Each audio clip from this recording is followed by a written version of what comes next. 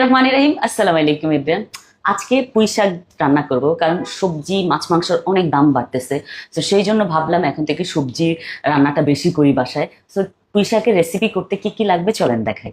এখানে আছে পুঁই শাক, আর পুঁই শাকের ডাঁটিটা আলাদা রেখেছি, একটু আলু কেটে রেখেছি, চিংড়ি মাছ, এটা হলো আপনার ডাল, মুসুরির ডাল, আর এখানে আছে পেঁয়াজ কাটা, এখানে আছে রসুন কাটা, এখানে হলো আপনার কাঁচামরিচ, ধইনা পাতা, হলুদের গুঁড়া, লবণ, তেল। চলেন রান্না করি। প্রথমে 1 মগ পানি দিয়ে নিব, তারপরে মসুরির ডালটা দিয়ে দিব, 1 চামচ হলুদের গুঁড়া দিয়ে দিব, পরিমাণ মতো লবণ দিয়ে দিব। এখন ডালটাকে একটু সিদ্ধ করে নিব। ডালটা একটু সিদ্ধ হয়ে যাওয়ার পরে আমি হলো পুঁই শাকের ডাঁটিগুলো দিয়ে দিচ্ছি। এখন পুঁই শাকের ডাঁটির সাথে ডালটা আমি একটু মিক্স করে নিব। এখন আলুটাও দিয়ে দিব, দিয়ে হলো একবারে মিক্স করে নিব। এটা যেহেতু সিদ্ধ হয়ে গেছে, এখন আমি পুঁই শাকটা দিয়ে দেব।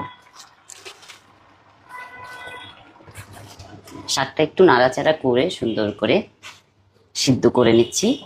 এখানে হলো পুঁই শাকটা সুন্দর করে আমি একটু সিদ্ধ করলাম। এখন আমি হলো এটার বাগারের জন্য আরেক সাইডে কড়াই বসিয়ে দিয়েছি, ওটা এখন রেডি করব। পরিমাণ মতো সরিষার তেল দিয়ে দিচ্ছি। চিংড়ি মাছটা দিয়ে এখন ভাজা ভাজা করে নিব।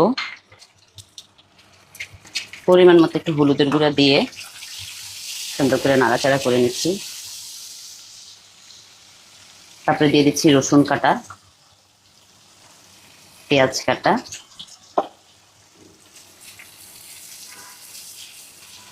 পরিমাণ মতো লবণ, আর এখানে হলো কাঁচামরিচ কাটা। কয়েকটা শুকনো মরিচও দিয়ে দিলাম, দিয়ে এখন একটু ভালো করে নাড়াচাড়া করে এটা পুঁই শাকের মধ্যে ঢেলে দিবে। এই যে ঢেলে দিলাম বাগারটা। এখন একটু নেড়ে ছেড়ে নিব, সবজির সাথে মিক্স করে দেব।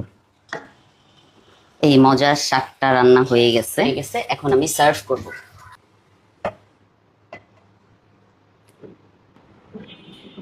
সো আপনারা চাইলে এই মজার রেসিপিটা করে ফেলতে পারেন আমার স্টাইলে। Thank you so much for watching my video. Bye bye, আল্লাহ হাফেজ।